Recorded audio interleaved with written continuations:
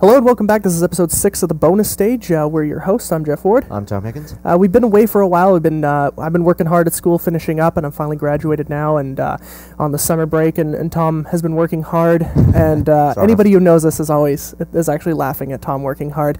In fact, his dad's looking at us right now, laughing quite hard at Tom working hard, because it's a joke. I'm not sure what Tom's been doing, to be honest with you, but he's been doing a lot of it.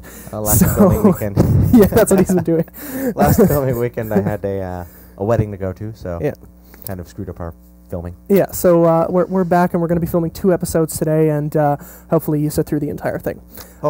Today we're going to be talking about... not quite as long as last episode. That was horrendously long. Yeah, it was pretty long, but I mean, it was a good game, so... Yeah.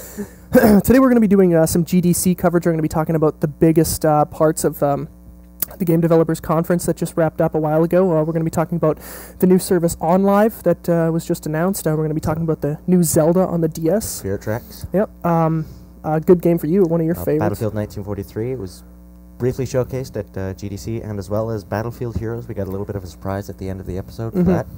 So look forward to it. Yeah.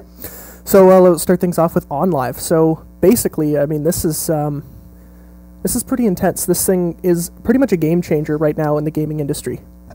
Yeah, it's big. It's a micro console. You can set it up to work on any platform. You can connect it straight to your TV or a PC or Mac. It doesn't care about the hardware of the system, so really all you're using it for is just a monitor. Yeah, you can play them on, a shitty laptop like we have right here, or a Macintosh or your PC or whatever. It doesn't matter what you have as the guts of your system, this thing will work.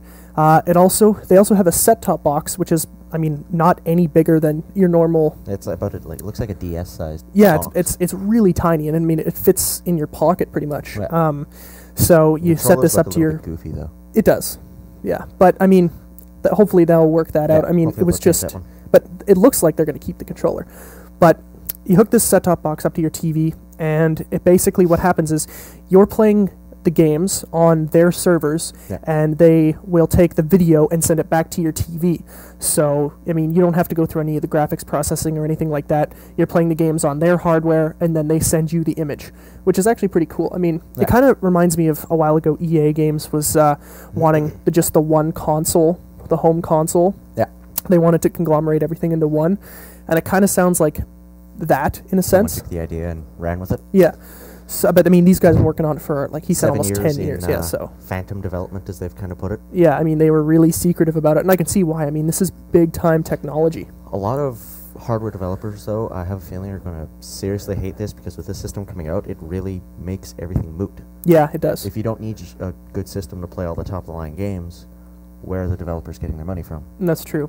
So the thing is, though, I mean, with this device, I mean, it works in browser. It's just a browser plugin. I mean, you don't even have to download anything pretty much. It's just, you play it right on your internet. All you have to have is an active internet connection, and you can play, Crysis and, Tomb Raider. Yeah, Tomb Raider and Prince of Persia and all these other games that have been announced. I mean, it looks like they got a pretty good amount of developer support for this console. So it's going to be pretty intense. The thing is, like, he says it's the cheapest video gaming system on the market, although they haven't announced a price. I mean, it'll undercut, the PS3, the Xbox 360, and the Wii. But the thing is, you're not playing PS3, 360, or Wii games. That's true. So it does have live, online support, and you can just, watch your friend play a game, and you're like, hey, I want to play that, and you can either rent it or buy it, or if you already own it, you just jump right in and you're there. It's, super quick. Yeah. And from what I hear down at GDC, people were in the booths, and they were playing in the OnLive booth, and it was just it was running so quick and so smooth. So yeah, it's the only thing I'm worried about right now is, what about lag? Because if they're sending you the picture, you have to use your controls. The controls have to go to them. Yeah. Computed game sends it back to you. So I'm worried about what kind of lag they've got going on there. Well, and that's what the people down at the booth where they were testing it, and there was there was no lag. However, that booth is set up for that specific. I mean, it's GDC, not. So it's probably got. Yeah, they weren't set up to hey, come and watch us fail. Looking at it. Yeah. So I mean, apparently this is pretty big. They have a winter of 09 release, so a Q4 of this year, which is really close. We're still trying to get into the beta for it. I'm not sure if that'll happen because we live in Canada, and it looks like it's pretty U.S. exclusive, so I kind of lied about where we live. Beta might be U.S. exclusive. Hopefully the system expands out to at least North America. I'd really like to play this. I think it's going to be cool. I mean, I'm not sure how most of the gaming controls for a lot of games would translate into a keyboard and mouse setup, but I mean, it could be really awesome. Definitely a lot of first-person shooters on consoles I'd love to play on the PC. Yes. But one thing I'm kind of hoping, though, is back on the controller topic, they have essentially the ABXY setup of buttons in that same, square diamond kind of thing. Yeah. The other problem is they're LIV and E. I hope they really change that, because that one's kind of lame and gimmicky. And weird. Yeah. It reminds me of what, back before the PS3 came out, and the concept art of the PS3 console and the controller, it reminds me of that. It was like this crazy boomerang shape that, I mean, looks weird, but it might be comfortable. I'm not quite sure how it would play. We're only seeing the top side, so we don't know what's underneath it or anything, But, I mean, the guy who was demoing it looked like he was pretty comfortable handling it. So, I mean, these people are making games, they're making, this big, thing for us to enjoy. I don't think they're going to... Controllers are a difficult thing.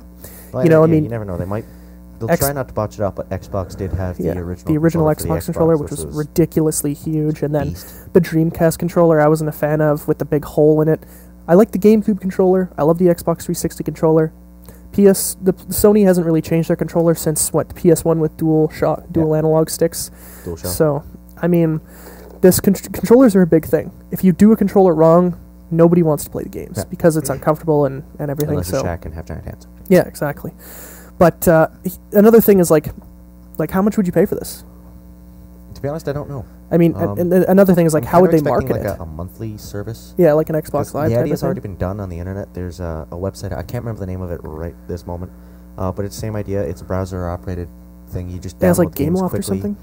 Not GameLoft, but it's that same idea. The only thing is they didn't have a they didn't come with the system or a controller. Yeah, and you play it on your own hardware. Yeah. Yeah.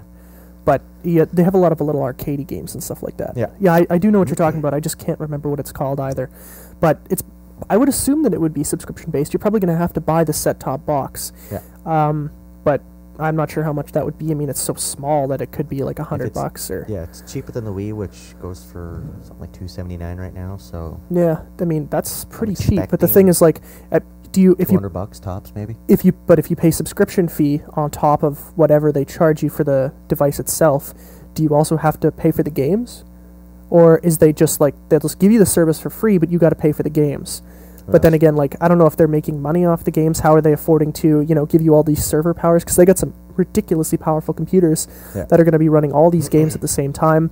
And another cool thing was like they showcased this thing that you can like take. Like a brag screenshot of your gaming. So like you do something really cool and you're like, oh, that was awesome. You go and you just like hit this record button. It records you playing. You do some crazy thing or whatever. You like pop a guy's head off or something from super long way, and then you like post it up to their forums or their website or whatever, and everybody can watch you play it and then like try and duplicate it if they have the game. That's pretty cool. Thing is like the bottom of the controller actually has a pause, play, forward. Yeah, like kind of like a rewind VCR controller. Skip chapters. I'm assuming you can watch movies on this. Maybe. Assuming. Maybe the movies that people put up of them playing games. Essentially what it seems like is just Xbox Live and the arcade ripped out and slapped into a miniature console. However, like, I mean, when winter comes around, we'll know, like, if this changes the face of gaming, and it definitely has the potential to do so. I mean, this could be a game changer big time. It could really, shape how we're going to play games in the future, which in itself is a little scary because I do like my consoles. Yeah, I do like the games the way they are right now. So. Yeah, and I put a lot of money into, I just had to friggin' give my Xbox back to Microsoft, who, hopefully actually did me a solid by fixing it and not just, shipping me a crappy refurbished one. But, I put a lot of money into those. So, like, PS3 is still a lot of money, like $400, $500 to buy one of these things. I'm hoping it's... they're going to stick around and this thing won't just kill them out of the water. But hopefully. It's early, so we're not sure exactly how it's going to go. But I think it's going to take a lot of effort, though, to kill Nintendo and Sony. That's true. I mean, Nintendo survived it all, so... Nintendo has survived it all. They survived the GameCube for 4-5 years. And the Virtual Boy. Yeah, I mean, that was actually discontinued after like 6 months on the market. Still, they survived it. That's true. But, I think... I'm really excited to try this. I'll probably definitely look into it, and if I get the beta, it'll definitely shape how I feel about purchasing it in the future. But after that, we got what Legend of Zelda Spear Tracks on the DS, which, as far as we understand, is a direct sequel to Phantom Hourglass. Yeah. Not too much out about it that we could find. Mostly just a kind of a couple of demo videos. about a 5-minute trailer. Yeah.